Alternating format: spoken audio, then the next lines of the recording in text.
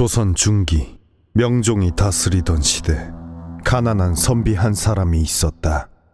한 번은 그가 친척에게 도움을 청하고자 멀리 호남 땅으로 길을 떠나게 되었는데, 한강을 건너 여우고개를 넘을 때쯤 문득 그곳에 사는 오랜 벗이 생각났다.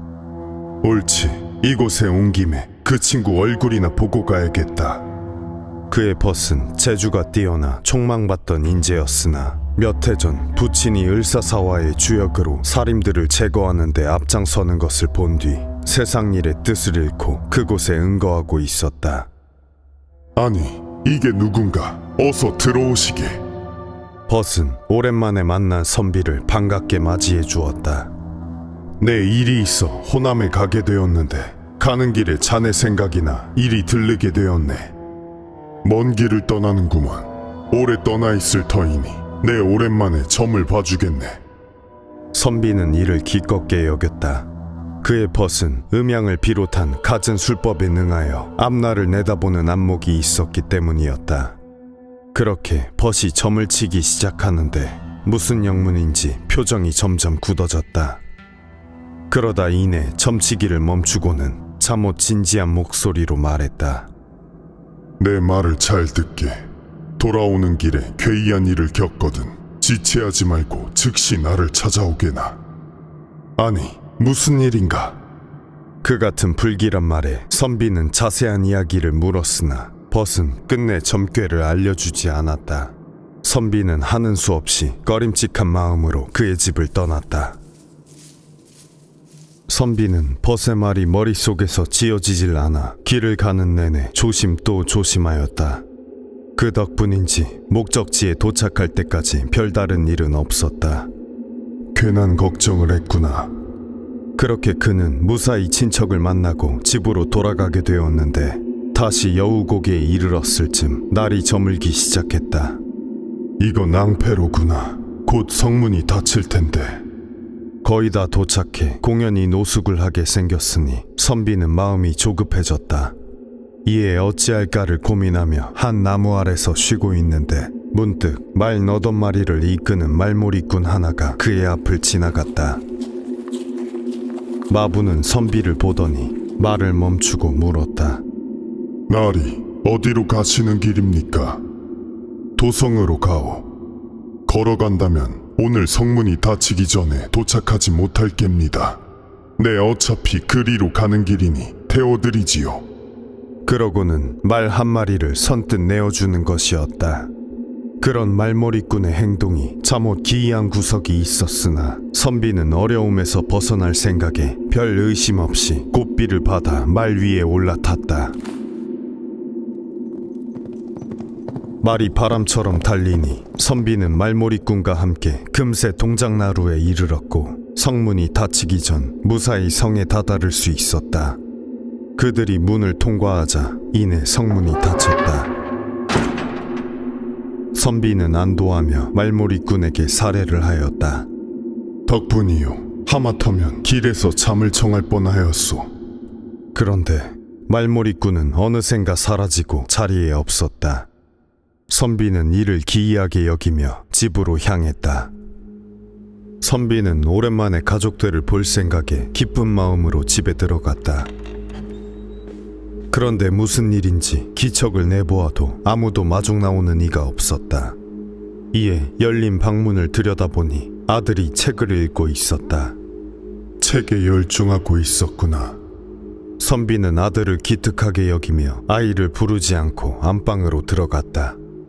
다녀왔소. 부인은 마침 방 안에서 옷을 꿰매고 있었는데 그녀의 반응이 무언가 이상했다. 선비가 들어오자 문 쪽을 쓱 한번 돌아보더니 이내 다시 고개를 돌리고 하던 일에 열중하는 것이었다. 부인, 어찌 못 본 척하시오? 여러 번 다시 불러보아도 아내가 자신을 거들떠도 보지 않자 선비는 슬슬 화가 나기 시작했다. 식솔들을 위해 먼 길을 갔다 왔는데 기쁘게 맞이하지는 못할 망정 어찌 없는 사람 취급을 할 수 있소? 하지만 고함을 쳐도 아내는 끝까지 그를 돌아보지 않았고, 선비는 화가 머리끝까지 차올라 아내에게 발길질을 하였다. 이래도 못 본 채 할 텐가? 그러자 부인은 그 자리에 그대로 까무라쳐 버렸다. 부인이 쓰러지니 선비는 그제서야 정신이 들었다. 이에 급히 아내를 부축하는데 아무리 흔들어 보아도 그녀는 정신을 차리지 못했다. 부인, 정신을 차려보시오. 그때 부인이 쓰러지는 소리를 들었는지 아들이 안방에 들어왔다. 어머니! 아들은 급히 의원을 불러 어머니를 돌보게 하였다. 하지만 갖은 약을 써보아도 선비의 부인의 의식은 돌아오지 않았다. 급기야는 무당까지 불러 혼절한 자를 깨우는 경문을 외우게도 해보았으나 모두 소용없는 짓이었다. 내가 무슨 짓을 벌인 것인가? 그렇게 선비가 화를 참지 못한 것을 후회하는데 문득 무언가 이상하다는 생각이 들었다. 발길질 한 번에 부인이 혼절하여 의식이 돌아오지 않는 데다 아들과 부인은 물론이고 의원이며 무당이며 집에 드나드는 사람들 중 단 한 명도 자신에게 말을 거는 사람이 없던 것이었다. 돌아오는 길에 괴이한 일을 겪거든 지체하지 말고 즉시 나를 찾아오게나. 선비의 머릿속에는 얼마 전 벗이 남긴 기이한 말이 떠올랐다. 이에 급히 채비를 하고는 성문이 열리길 기다렸다. 벗의 집이 있는 여우고개로 향했다. 얼마 후 벗의 집에 도착한 선비는 급히 사정을 말했다. 오늘 집에 도착하였는데 아무도 아는 척을 하지 않지 뭔가. 이에 화가 치밀어 처에게 발길질을 하였는데 그 길로 쓰러져 정신을 차리지 못하고 있네. 또 집을 오가는 사람들 중 나를 알아보는 자가 아무도 없으니 기이할 일이 아닌가. 내 생각해보니 자네가 한 말이 마음에 걸려 이리 찾아오게 되었네. 벗은 이야기를 듣더니 그를 가만히 바라보다 이내 어두운 기색으로 말했다. 귀신이 발길질을 하였으니 무사할 리가 없지. 그게 무슨 말인가? 자네는 지금 살아있지 않네. 죽어있단 말일세. 선비는 등골이 오싹하였다. 이에 두 손을 들어 살펴보니 그의 살이 몹시 희어 백지장 같은 것이 과연 죽은 사람과도 같았다. 선비는 흐느끼며 벗에게 애원했다. 나는 죽은 적이 없네. 언제부터 이랬던 것인지 도통 모르겠네. 자네가 내 액을 내다보았으니 필시 나를 구할 방법도 알지 않는가. 부디 나를 도와주게나. 그러자 벗이 물었다. 한양으로 오는 길에 괴이한 자를 만나지 않았는가? 괴이한 자라. 잘 생각해보게. 그것을 알아야 자네를 도울 수 있네. 이에 선비가 기억을 더듬어 보니 과연 생각나는 자가 하나 있었다. 일을 마치고 돌아오는 길에 이곳 여우고개에서 웬 말몰이꾼을 만나 도움을 받긴 했네. 이유 모르게 묘한 기운이 있긴 했으나 별다른 일은 없었네. 그러자 벗이 옷소매를 떨치며 말했다. 그 자를 만난 곳이 어딘가? 당장 안내하게.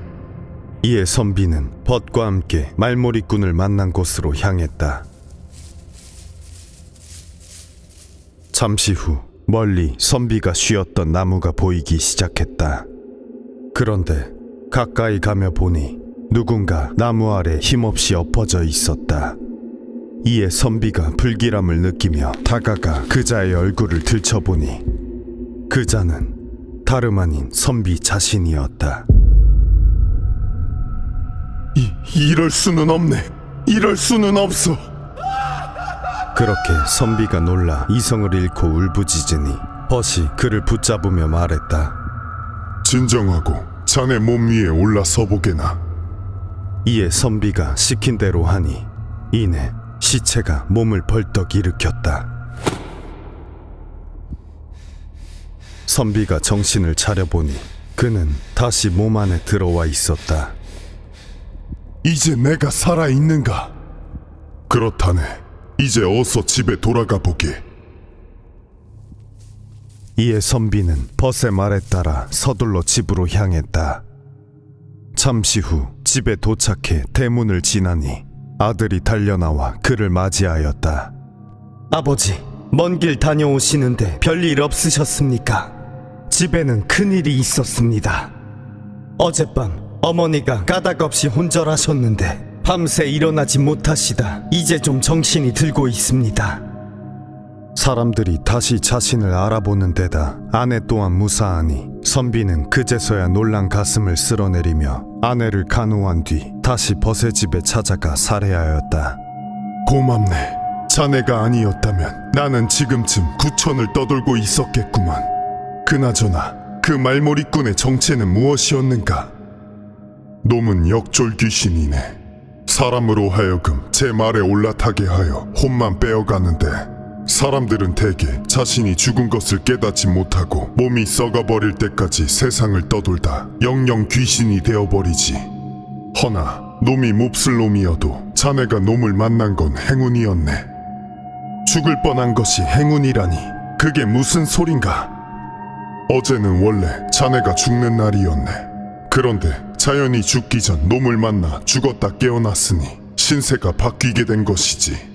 내 지난날 자네 운수를 점칠 때 이를 알고 있었으나 자네가 두려움에 이를 그르칠까 싶어 미리 알리지 않은 것이네. 그러고는 웃으며 말을 이었다.